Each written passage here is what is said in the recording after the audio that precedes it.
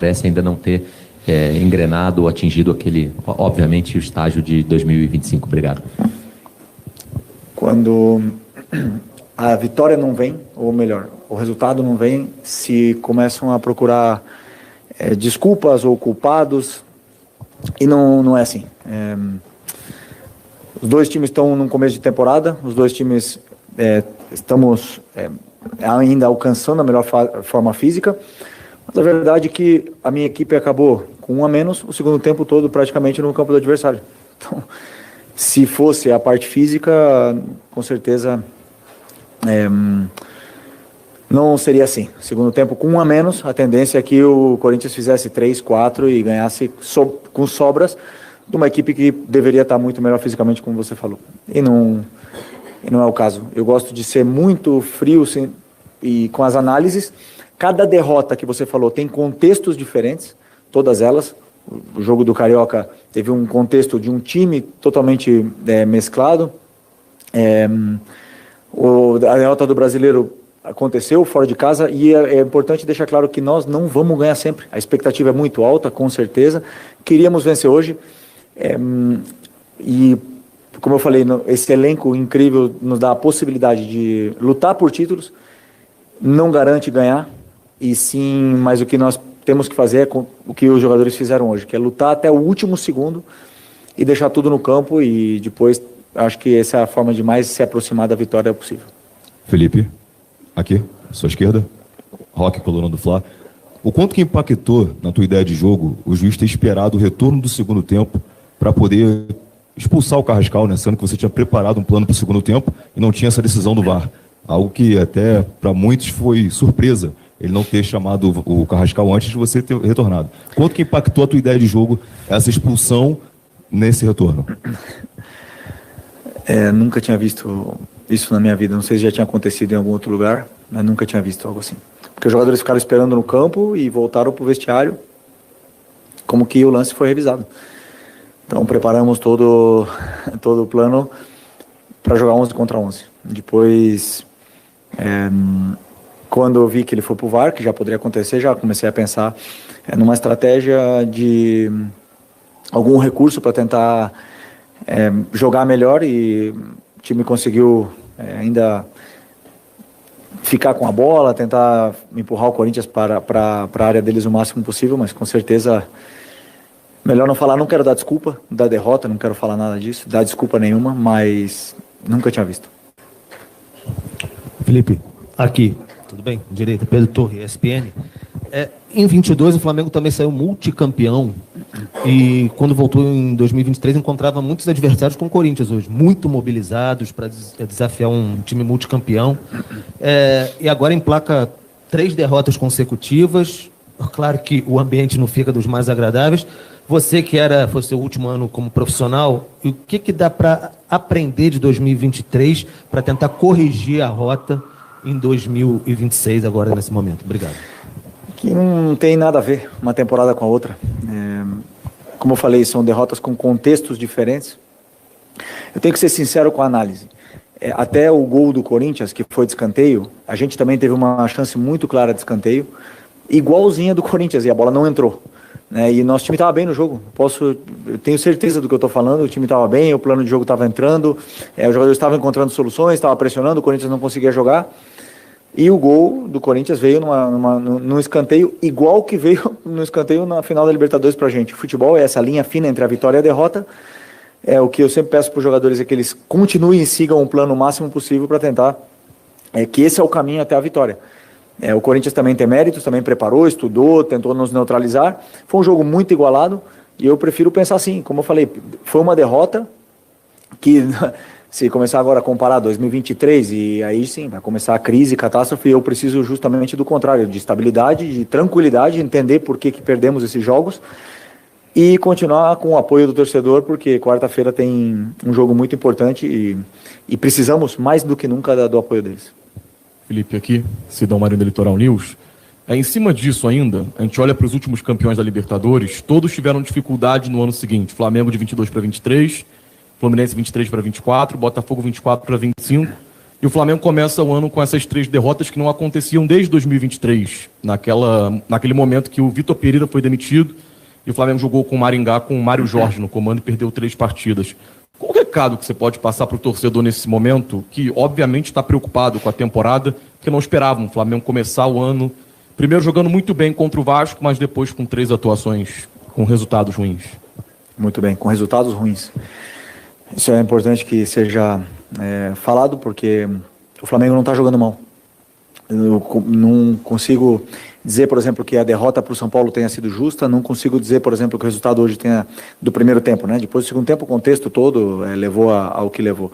Que o resultado do primeiro tempo tenha sido justo, como eu falei, são jogos igualados, não existe jogo fácil, e eu não tenho que passar mensagem para o torcedor, eu tenho que trabalhar, é o que eu falei para eles, trabalhar quanto pior a situação, o único caminho que nós temos é trabalho, para voltar a vencer. E o recado pro torcedor, ele tem que ser passado dentro do campo, com entrega, com dedicação, do jeito que está acontecendo agora. E tem que aumentar ainda mais. É isso que eu prefiro falar pro torcedor, que eles olhem o time dentro do campo e depois julguem.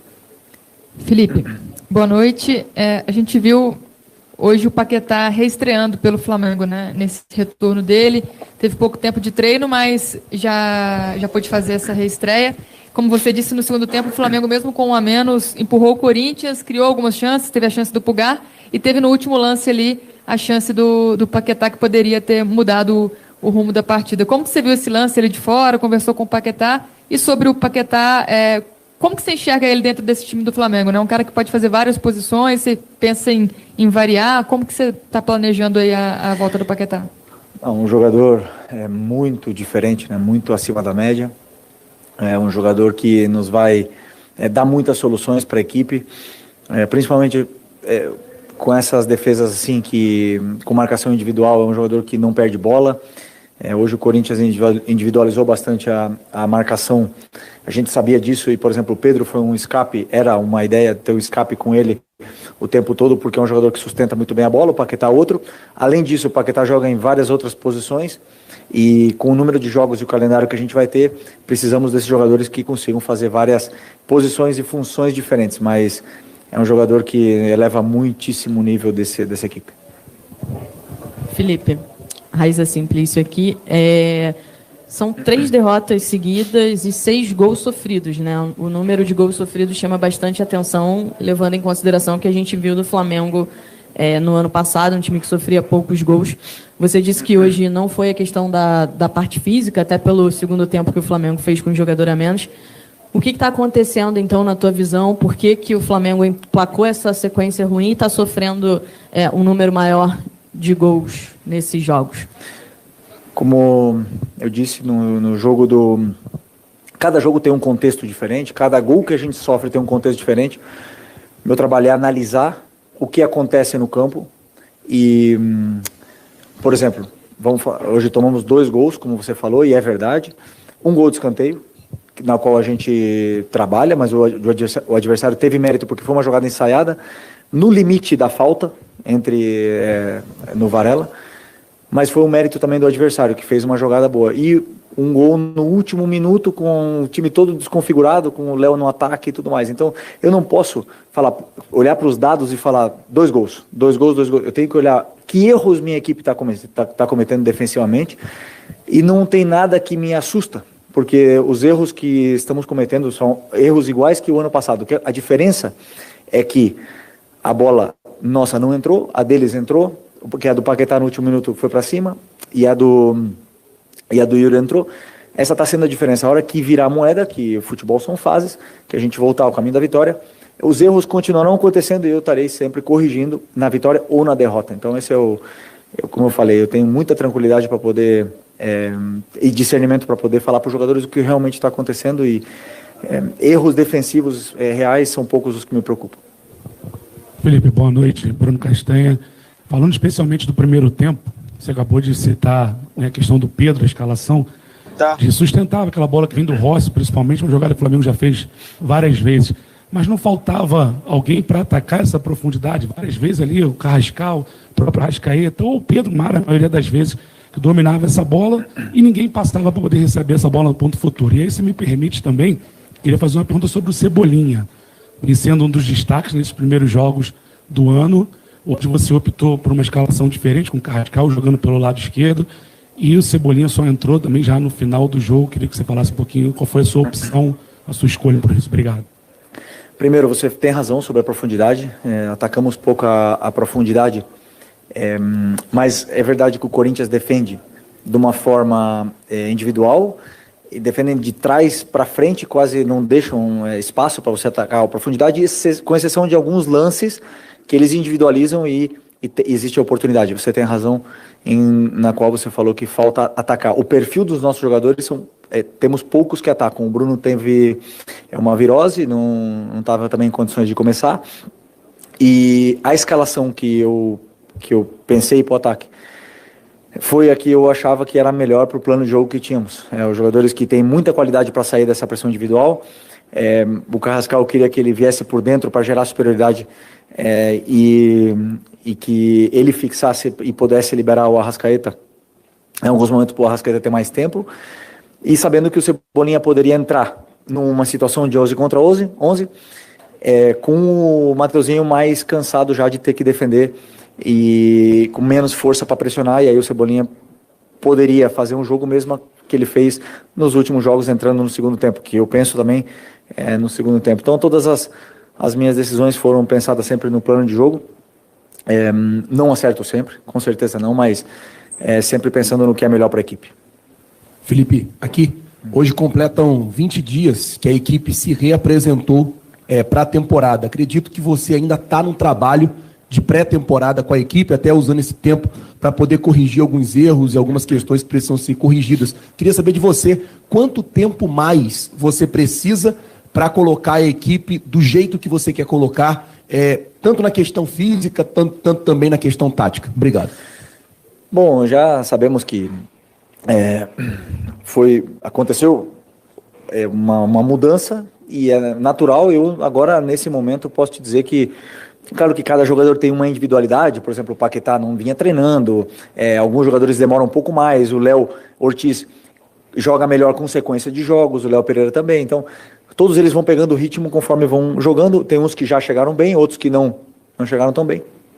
Mas nesse momento, agora, daqui para frente, para mim, não tem desculpa. Já acabou a pré-temporada, já estamos em plena competição. E eu espero o máximo nível dos meus jogadores, que, para mim, a minha exigência é o máximo que eu já vi eles performar. E essa é a minha guia, a minha régua para poder exigir deles. Felipe aqui. Boa noite, Rafael Aracaque do Flavoz. Você acha que ter antecipado, né, o elenco principal antes do previsto tem prejudicado na performance, ou na performance não, mas nos resultados que vem apresentando, né? Essa semana agora já tem jogos importantes, né, o Internacional e o próprio Sampaio Corrêa. Não sou uma pessoa de me lamentar e falar o que poderia ter feito. Claro que aprendo dos meus erros, mas eu gosto de solucionar, não de lamentar. É a solução daqui para frente. O que eu posso fazer daqui a quarta-feira para recuperar meus jogadores, tanto física como animicamente, para poder que eles possam fazer um grande jogo e recuperar o carinho do torcedor, que é o que queremos. Felipe, tudo bem? Boa noite. Gabriel Orfan, canal Paparazzo Rubro Negro. Felipe, quero te perguntar sobre um jogador específico, mas falando um pouco da questão física dele, que é o Alexandre, que chega à sua 4ª partida consecutiva. Enfim, teve jogo que ele jogou 45 minutos, 50 minutos, o jogo todo. Como é que está a situação física na lateral esquerda, né? Porque a gente vê que não é tão comum o Alexandre, por conta da idade, por tudo que já viveu, ter uma minutagem tão grande assim. A gente tinha o Ayrton Lucas com a pubalgia, acabou entrando hoje no fim do jogo. Como é que está essa situação física, especialmente da lateral esquerda? Obrigado. Ele está bem, jogou os 4 jogos, não teve queixas. Achava que o Ayrton tinha que entrar porque precisávamos mais velocidade no ataque e ganhar mais um ataque já para todo o risco, e por isso eu optei por tirar ele nos últimos 15 minutos.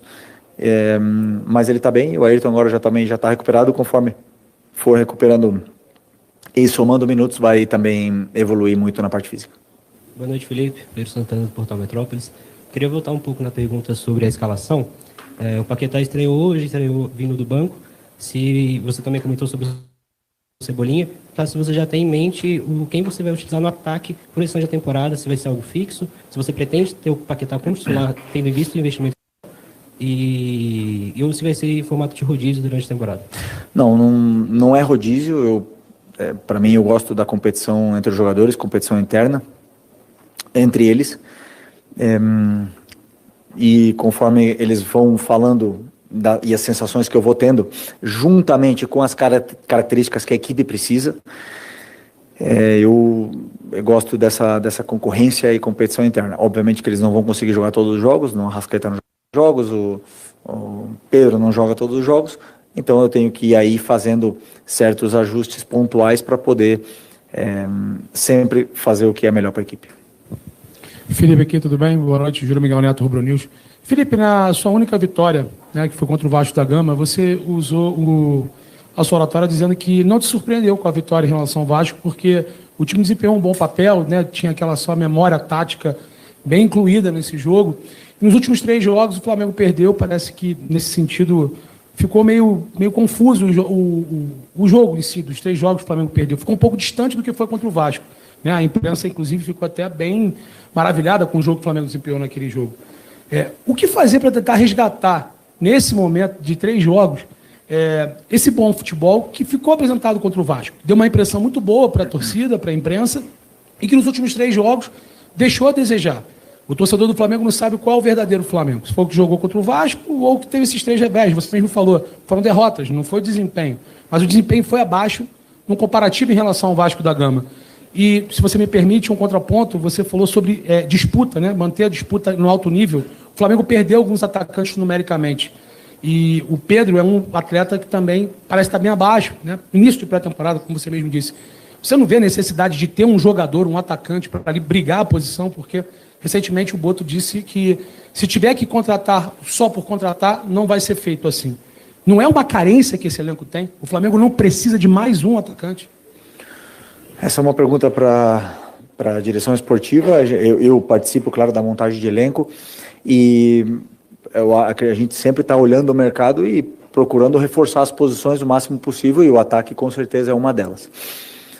Não é fácil achar atacante e os atacantes que valem o que valem, a maioria deles não quer vir para o Brasil. Não é fácil reforçar essa posição. Mas, com certeza, não só o Boto, senão como toda a equipe de scout do clube está olhando diariamente o mercado em busca desses reforços para o nosso elenco. Eu já esqueci a outra... do desempenho. Como eu falei, cada jogo teve o seu contexto. Eu digo assim, a vitória contra o Vasco foi muito boa, não me surpreende, porque a equipe teve essa memória e continua jogando de uma forma que eu me reconheço na equipe, e foi muito boa. Também conseguimos machucar o Vasco e as equipes também nos estudam. O Fluminense nos estudou e conseguiu anular muitos dos nossos ataques, que também não dá para dizer que tenha sido péssimo, porque tivemos a chance de fazer 1-0, tivemos o gol do Carrascal impedido, tivemos um escanteio, falando lá do Fluminense. Contra o São Paulo, nosso primeiro tempo foi muito superior ao São Paulo. Chegamos muitas vezes, tivemos chance de gol. Fizemos 1-0, e aí eu tenho que analisar, eu tenho que ser sincero com o que eu estou vendo dentro do campo. Depois sim, baixamos, o São Paulo chegou 3 vezes e fez 2 gols. Então, nós não estamos sendo contundentes, não fomos contundentes nas áreas. E hoje, outro jogo descontextualizado também, não acredito que tenhamos sido inferiores, mas você fala do bom de futebol, o adversário também tem mérito em poder tentar anular. Individualizaram no Arrascaeta com o Ranieri, não deixou ele jogar. O Gustavo Henrique parou o Pedro toda hora com faltas, muitas delas, e travaram o nosso ataque muitas vezes. Mesmo assim, chegamos na área do adversário e tivemos chances. Não fizemos, eles foram contundentes na área e ganharam o jogo. Por isso, parabéns ao Dorival e ao Corinthians pela vitória. Felipe Luiz, tudo bem? Aqui, Léo Carolino do Correio Brasiliense. Falando um pouco da vinda do Paquetá, há a possibilidade do Arrascaeta do Carrascal jogar pela esquerda, pensando num time montado ali com o Paquetá também pela direita? Me repete a tua pergunta, eu não entendi direito o teu raciocínio. Ah, sim. Não, um time com o Paquetá. Dá para imaginar o Carrascal ele pela esquerda, assim como ele jogou hoje, vendo que ele joga ali dos 2 lados? O Carrascal? Sim, o Carrascal joga na direita, na esquerda, no meio. O Paquetá também joga na direita, no meio, na ponta aberta esquerda não, mas na ponta direita aberto sim, e joga no ataque, joga também de volante. São todas possibilidades para o treinador poder tirar o melhor rendimento deles. Obrigado. Boa noite, pessoal.